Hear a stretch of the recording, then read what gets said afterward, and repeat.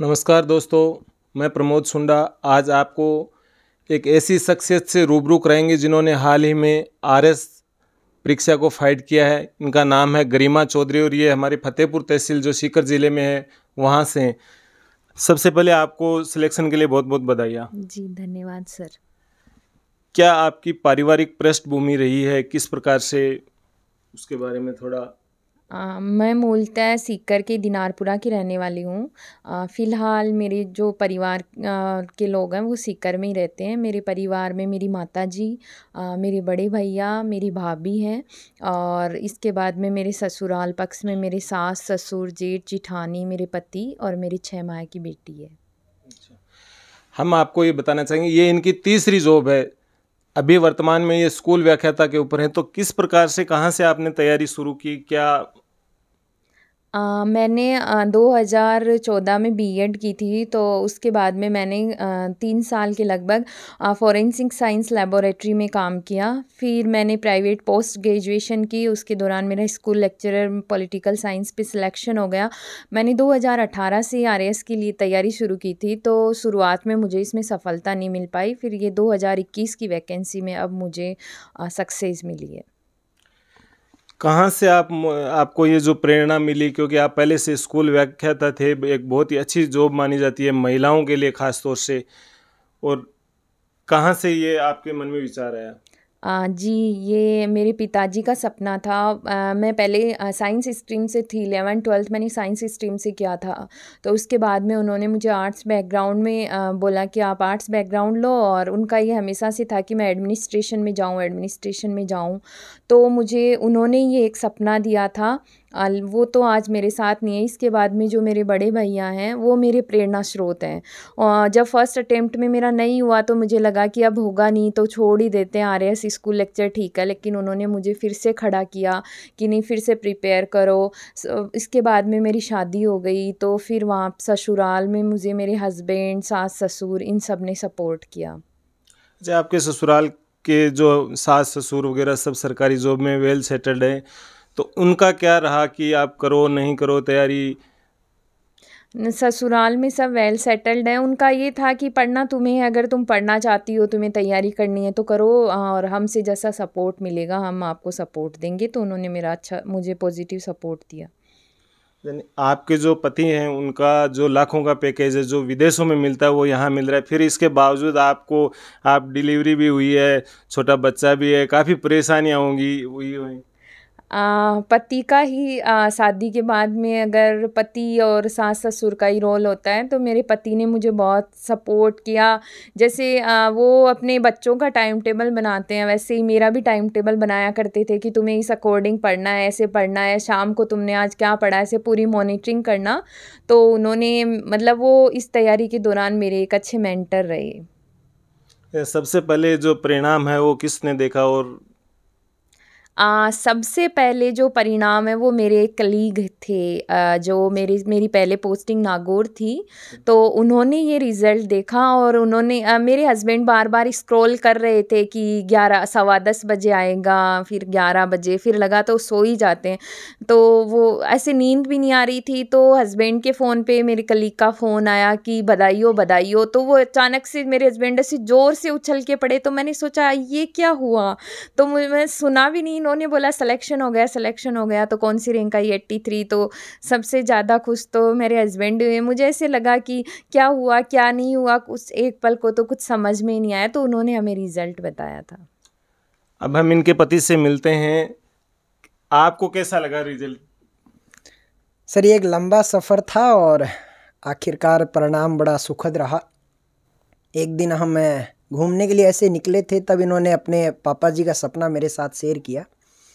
जीवन काफ़ी सुकून में है और हम काफ़ी स्टेबल ज़िंदगी के दौर से गुज़र रहे हैं, लेकिन उन्होंने जैसे शेयर किया कि पापा जी का ये सपना है कि मैं प्रशासनिक सेवाओं में जाऊं, तो हमने उस दिन डिसाइड किया कि लक्ष्य हमने डिसाइड कर लिया कि हमें आरएस करना है, बट अब बार बार हम उस लक्ष्य के बारे में नहीं सोचेंगे। हमारा जो जीवन का सफ़र है वैसे ही इसको एक कर्म की तरह ले, क्योंकि सामान्यतः ये परीक्षा 1 साल में ख़त्म भी नहीं होती है। तो 2 से 3 साल का जो भी सफ़र होगा, हम इस सफ़र में कहीं कमी नहीं छोड़ेंगे। बस ये हमारा काम है। ये जैसे इंटरव्यू पे गए थे, जैसे इनका मेंस का रिज़ल्ट आया था पहले, तो ये बार बार घबरा रहे थे। तो मेरा यही मानना था, कोचिंग में भी मैं बच्चों को ये सिखाता हूँ कि हमारे हाथ में सिर्फ कर्म है, तो हमें अपनी पूरी ताकत बस कर्म में लगा देनी है। कर्म ने हमने कर दिया, हमने मेंस लिख दिया, हमने इंटरव्यू दे दिया, बस हमने अपना नौकरी का हिस्सा कर लिया है। अब रिज़ल्ट को रिज़ल्ट पे छोड़ देते हैं। मुझे उम्मीद थी इनको, तो सच बोलूँ तो वो होता ना आत्मविश्वास, उनको था भी नहीं, लेकिन मुझे रिज़ल्ट से पहले ये विश्वास था कि हमारा सिलेक्शन तो होगा, लेकिन इतनी अच्छी रैंक आएगी इसका अंदाज़ा नहीं था। तो इनकी पूरी मेहनत है और ये मिला जुला एक प्रयास था जो आखिरकार एक सुखद परिणाम में कन्वर्ट हुआ। पूरे परिवार में इसकी बहुत खुशी है। तो दोस्तों, मैं आपको बताना चाहता हूँ शिक्षा नगरी सीकर का ये परिवार कितना सफल है। शशिकांत जी के जो बड़े भाई हैं वो बॉम्बे में सर्जन हैं कैंसर के, हिंदुजा अस्पताल में, और इनकी जो भाभी जी हैं गायनिक सर्जन हैं हिंदुजा अस्पताल में। तो ये पूरा जो परिवार है वेल सेटल्ड है।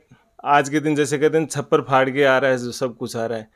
तो आप भी एक एलन कोचिंग है जो राजस्थान के एक बहुत बड़ा इंस्टीट्यूट है, उसमें आप एक बड़े पैकेज पे, तो आपकी सफलता का क्या राज है वो भी बताइए। ये सर पूरा परिवार जो आज जहाँ खड़ा है, इसमें मुझे लगता है कि मेरे माताजी पिताजी का सबसे बड़ा रोल है। उन्होंने बचपन से 9th 10th में हमें बोर्डिंग स्कूल में डाला। बगड़ स्कूल, BL स्कूल से हम पढ़े हुए हैं दोनों भाई। मुझे लगता है वो हमारे जीवन का टर्निंग पॉइंट था, जहाँ हमने जीवन को सीखा, और इसमें मेरे पेरेंट्स का बहुत बड़ा सपोर्ट रहा, जिन्होंने हमें घर से बाहर जीना सिखाया। बस वहीं से ज़िंदगी आगे चलती रही। हम दोनों भाई कोटा चले गए, एलन में ही दोनों भाई पढ़े हैं। बड़े भाई साहब मेडिकल लाइन में और मैं इंजीनियरिंग लाइन में। वो मेडिकल कॉलेज में सक्सेस हो गए, मैं अपनी इंजीनियरिंग में कदम बढ़ाते रहा। कॉलेज ख़त्म होने के बाद मैं टीचिंग लाइन में आ गया, और मैं इसमें मेरी आत्मा तृप्त होती है जब मैं अपने बच्चों को पढ़ाता हूँ। सुबह घर से जाता हूँ, शाम को घर आता हूँ, तो उसी मुस्कुराहट के साथ आता हूँ। तो मेरा ये मानना है कि जीवन के जिस लम्हे को जिया जाए, बस आज का दिन सुकून से जी लें। तो इस पूरे परिवार, इस पूरी सफलता में पेरेंट्स का बहुत बड़ा किरदार होता है। इनफैक्ट जहाँ पे भी, जिस भी परिवार में सक्सेस होती है, कहीं ना कहीं हमारे माता पिता का पहला पायदान, पहली सफलता उन्हीं को जाती है। अब हम बात करेंगे गरिमा जी से कि तैयारी के बारे में जो हमारे जो व्यूवर्स हैं उनको बताएंगे कि आप कितने घंटे तैयारी करते थे, किस प्रकार से तैयारी करते थे। वैसे मैंने कोचिंग भी किया था, ऑनलाइन कोचिंग स्प्रिंग बोर्ड से। तो ये सबका अपना अपना है, कुछ को कोचिंग की ज़रूरत नहीं होती, कुछ को होती है। क्योंकि मैं जॉब में थी तो उससे एक टाइम टेबल सेट हो जाता था कि अपने को ये टॉपिक पढ़ना है।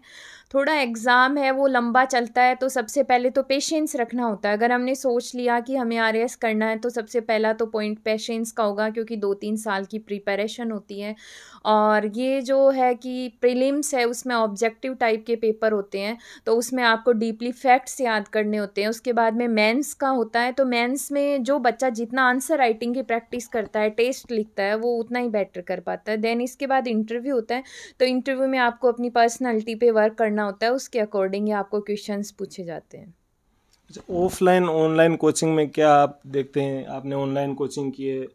सर आजकल कोविड के बाद में ऑफलाइन और ऑनलाइन लगभग पैरेलल ही हैं, क्योंकि ऑनलाइन जो क्लासेस होती हैं वो भी क्लासरूम से लाइव क्लास चलती हैं।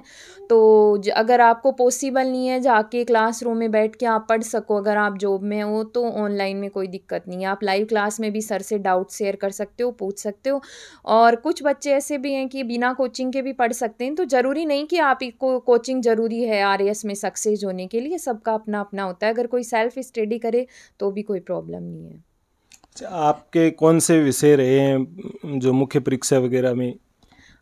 जैसे मेरे ग्रेजुएशन में सब्जेक्ट थे history, political science, public administration. Mains जो है RAS का, इसमें कोई सब्जेक्ट नहीं होते। सब स्टूडेंट्स के कॉमन पेपर होते हैं, जो चाहे वो साइंस बैकग्राउंड का हो, चाहे वो आर्ट्स, चाहे कॉमर्स। और इसमें इतने सारे सब्जेक्ट हैं कि ऐसे नहीं कि आर्ट्स वाले बाजी मार लेंगे या साइंस वाले या कॉमर्स वाले, क्योंकि ऑडिटिंग का पेपर भी होता है, टेक्नोलॉजी का पेपर भी होता है, और जैसे प्री में मैथ्स रीजनिंग का होता है, हिस्ट्री वगैरह, सब कॉमन सब्जेक्ट हैं। तो सब तरीके अच्छा, के ये स्टेट की जो है सबसे बड़ी परीक्षा मानी जाती है, एक लंबी तैयारी करनी पड़ती है। लंबी तैयारी के दौरान जो विद्यार्थी है वो कई बार तनाव में हो जाता है कि पता नहीं होगा नहीं होगा, बार बार पेपर लीक वगैरह हो रहे हैं। तो ऐसे में जब तनाव आता है तो आपके भी जीवन में आया या नहीं? जी बिल्कुल आता है, तनाव बिल्कुल आता है। उसे तो आप किस प्रकार से दूर करते थे ये?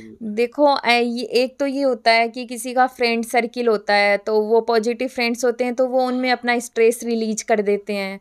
और मेरे ऐसा नहीं था, तो मेरे तो पूरी तैयारी के दौरान मैं तो सारा स्ट्रेस अपने हस्बैंड के साथ ही रिलीज करती थी, फिर मोटिवेट करते थे, फिर से पढ़ने बैठ जाते थे। तो आपको एक अच्छा मोटिवेटर या अच्छे दोस्त अपने साथ रखने होते हैं, क्योंकि जो जर्नी है वो बहुत लंबी होती है। अच्छा, जब आप खुश होते हैं, खुशी का वक्त होता है, क्या आपकी व्यक्तिगत पसंद होती है? कोई गाना गाना, नाचना, सुनना, फिल्म देखना, क्या आपकी? सर मैं लोकगीत गाती हूँ। जैसे मैं खुश होती हूँ तो लोकगीत गाती हूँ, दुखी होती हूँ तो लोकगीत गाती हूँ, और मेरी बेटी है उसको सुलाती हूँ तो भी एक लोकगीत ही लोकगीत छोटा सा। हाँ, मैं जैसे बताना चाहूँगी कि आरएएस के इंटरव्यू में भी मुझसे ये पूछा गया था कि आपकी हॉबी क्या है, तो मैंने उनका यही बताया था कि मेरी लोकगीत गाना है। तो मैं आपको सुनाती हूँ, जो मैं मेरी बेटी को भी सुनाती हूँ।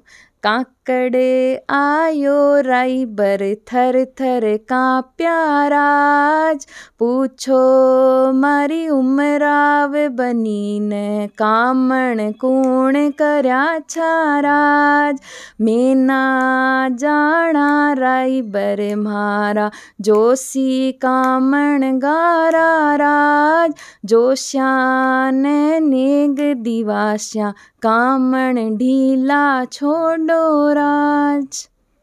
सर, आपसे भी जानना चाहते हैं, एलन कोचिंग में आप पढ़ा रहे हैं, सीकर में भी, जैसे कोटा में जो आत्महत्याओं के केस बढ़ने लगे, धीरे धीरे सीकर में भी बढ़ रहे हैं, तो आप किस प्रकार से बच्चों को मोटिवेट करते रहते हैं जो निराश हो जाते हैं कि सिलेक्शन होगा कि नहीं होगा?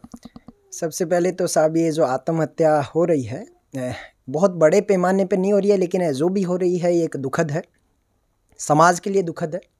इसमें पेरेंट्स का भी उतना ही बड़ा किरदार होता है, साथ ही साथ पढ़ाई का प्रेशर भी होता है। बट जो मेरे हाथ में है मैं वो कर्म अदा कर सकता हूँ। तो मेरे हाथ में ये है कि जब मैं क्लास में होता हूँ तो मेरे सामने अगर कोई बच्चा निराशा में है तो मैं उसे कैसे मोटिवेट करूँ। तो सबसे पहले तो मैं पूरी क्लास में ही मोटिवेशन दे देता हूँ। आधे साइकियाट्रिस्ट तो हम टीचर लोग खुद होते ही हैं, और बाकी अगर मुझे कोई बच्चा स्पेशली दिख जाता है तो मैं क्लास के बाहर बुलाकर और उसकी एक पर्सनल काउंसलिंग करता हूँ। मेरे एलन ने मुझे यही सिखाया है कि एक एक बच्चे की केयरिंग करना आपका धर्म है, यही मेरा कर्म है, यही मेरा धर्म है। अगर मेरी पहली माता मेरे पेरेंट्स हैं तो मेरी दूसरी माँ, मेरी दूसरी जननी मेरी एलन कैरियर इंस्टीट्यूट है। अच्छा, जो एलन के साथ जुड़ना चाहे उनके लिए आप बताएं कि किस प्रकार से वो जुड़ सकते हैं, जिस तरीके से आपने सफलता पाई है। एलन अब एक बहुत बड़ा इंस्टीट्यूट बन गया है, बहुत बड़ा ब्रांड बन गया है। ये इसलिए नहीं कह रहा हूँ क्योंकि मैं एलन में नौकरी करता हूँ। एलन शुरुआत जी की थी वो मेडिकल कोचिंग से की थी, लेकिन जैसे ही मैं एलन में पढ़ने गया उस दौर तक एलन आईआईटी में भी कदम रख चुका था। आज के दौर में एलन एक झील नहीं है, एक समंदर का रूप ले चुका है। जो हमारे डायरेक्टर साहब भी कहते हैं कि बच्चा जब होश में है और अगर वो किसी कैरियर के बारे में सोचे तो एलन के पास वो सारे प्लेटफॉर्म होने चाहिए, चाहे वो कॉमर्स हो, चाहे वो आर्ट्स हो, सिंगिंग हो, डांसिंग हो, हर फील्ड में एलन इसके लिए अपने आप को तैयार कर रहा है। और बाकी मुझे लगता है कि मुझसे ज़्यादा बेहतर है अगर आप इंस्टीट्यूट से जुड़ना चाहते हैं एज ए स्टूडेंट तो उन बच्चों से फीडबैक लीजिएगा जो यहाँ से पढ़ के निकले हैं, तो वो आपको असली फीडबैक देंगे। तो उससे आपको भरोसा भी होगा कि हाँ, सिस्टम के पास जितने रिसोर्सेज हैं वो आपकी सफलता लगाने के लिए पूरी ताकत लगा देंगे। मैडम, अंतिम जो सवाल हम जानना चाहेंगे, जो तैयारी करने वाले बच्चे हैं उनको कहाँ से किस प्रकार से शुरुआत करनी चाहिए, कौन सी किताबें उनको पढ़नी चाहिए, कितने घंटे पढ़ाई करनी चाहिए? सबसे पहले तो जो शुरुआत करनी चाहिए उसमें जैसे अपन बड़ी बड़ी गाइड्स उठा लेते हैं तो वो नहीं करना। आपको सबसे पहले एनसीईआरटीज़ पे जाना है जो अपने 6 से 12 तक की होती हैं, उनको भी रटना नहीं है। आप सिलेबस को निकलवा लीजिए, प्रिंट आउट सामने रख लीजिए कौन कौन से टॉपिक्स हैं। तो सबसे पहले हमको एनसीईआरटी कवर करनी होती है। उसके बाद में अगर आपने एनसीईआरटी अच्छे से कवर कर ली है दैन हमें ये होता है कि कोई अच्छी टेक्स्ट बुक है तो वो हम पढ़ लें। और लंबी जर्नी होती है तो स्टूडेंट्स को यही है कि जितने आप जैसे प्री में तो चलो फैक्ट्स आते हैं, मेंस में आप जितने टेस्ट वगैरह दोगे उतना ही वो बेटर कर पाएंगे। तो सबसे पहले एनसीईआरटी पे फोकस करना चाहिए स्टूडेंट्स को। तो ये थे गरिमा चौधरी, जिनके 6 महीने की बच्ची भी है, इसके बावजूद इन्होंने इतनी बड़ी सफलता हासिल की है। न केवल 83वीं रैंक के साथ इन्होंने ये जो परिणाम है वो अप्रत्याशित परिणाम है, उसमें ये सफलता हासिल की है। आप सभी दर्शकों का बहुत बहुत धन्यवाद।